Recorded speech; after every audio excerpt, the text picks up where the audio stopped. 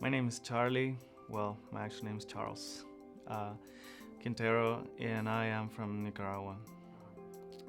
Growing up was beautiful in Nicaragua. We didn't have a lot of stuff. We didn't have a lot of toys and stuff like that. But the toys we had were toys that my dad actually made by hand with pieces of wood.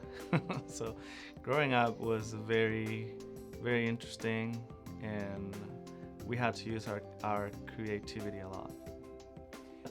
In that church we were at, uh, they had tried their best to do things in an organized way, and they were giving out these boxes, and they looked green and red. There was a lot of confusion on if I qualified because of my age. So that was the uncertainty I had, not knowing if I was actually gonna get one. And fortunately, my name was in the list, and it was so crowded. The church was so small, so we had to go under a huge mango tree that was in the backyard. And everybody gathered around that, and everybody was trying to hear their names. And I got to hear my name, and I ran as fast as I could, opening my way through the crowd, and got this box. And it was really nice for me. The smell of the box was really great, and seeing all the colors.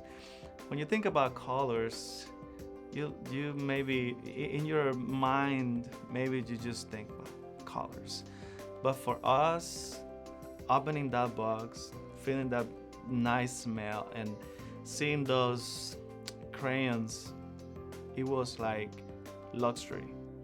Because I remember that a lot of times when we wanted to paint or draw something, what we would use is just a regular pencil. And that's what we used to paint, either black or not black. And that's how we painted. So having crayons and actual colors for us was a luxury. And when I took that box back home and I had these crayons, I was famous in my neighborhood. I found a picture of the family that had made that shoebox, and a message in English. Of course, I had no clue what that meant, but there was an interpreter around, and I asked him to read what he said, and they were explaining to me that the reason they were doing that is because God loved them and then gave them love to love others. So I definitely felt loved. Like, these people don't have no idea that I was gonna get this box. I'm lacking so much, and seeing someone that doesn't need to do that, doing it for you, and the fact that you're lacking that thing that person is giving you, and the fact that they don't have to and they still do it, that means the world to us. If there was a family that say they didn't have time to make a shoebox, I would say too bad for you. You're missing a big opportunity to impact a kid's life for the rest of his or her life. So that little shoebox, and let me tell you something.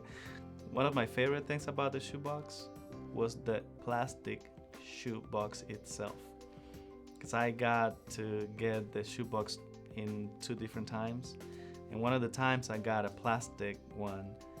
And just so you figured a little bit more of how we live there, we had one room, maybe the size of this room and a half of it more. And that room was shared by my mom, dad, two other siblings, me. So I didn't have a drawer to store my stuff or anything really personal I had. So having that plastic box was like finally having somewhere that I could store personal items that I really liked. So to me, that little box was like being given a huge closet where I could have very appreciated items for me. So if you are thinking about doing it or not, I would say you should consider that, because God is calling you to do it, and you are God's hands, eyes, voice, heart of God on this earth through doing what God calls you to do. So don't hesitate on doing it.